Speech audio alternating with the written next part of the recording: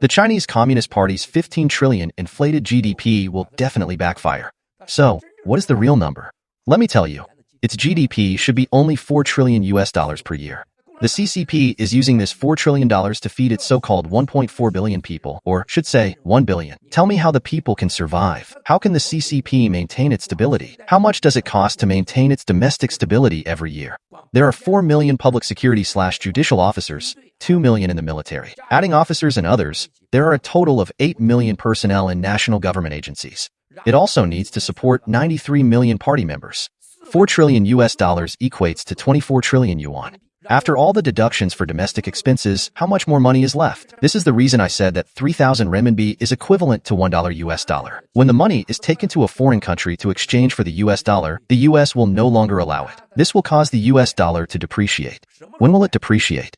That is when the world is in financial crisis. Hi, CCP, let me settle this number for you. Americans invest $2.3 trillion in Chinese finance, own more than $1 trillion in national debt, and invest nearly $2 trillion in financial products.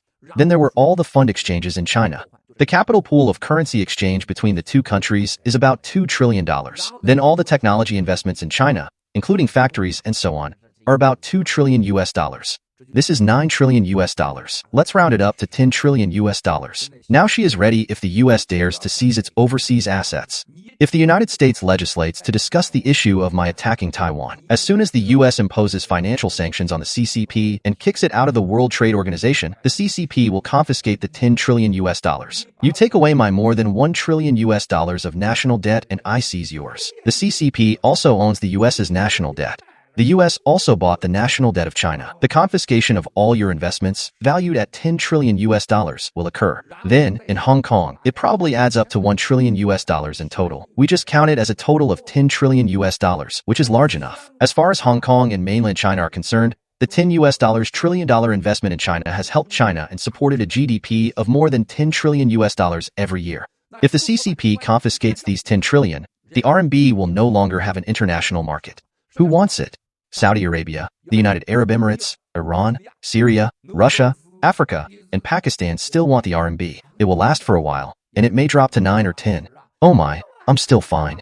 But in the next split second, it will go down. And in this 1 second, it will change from 100 to 1,000, and from 1,000 to 3,000. This must be the end of the RMB. This must be the ending. Let's wait and see.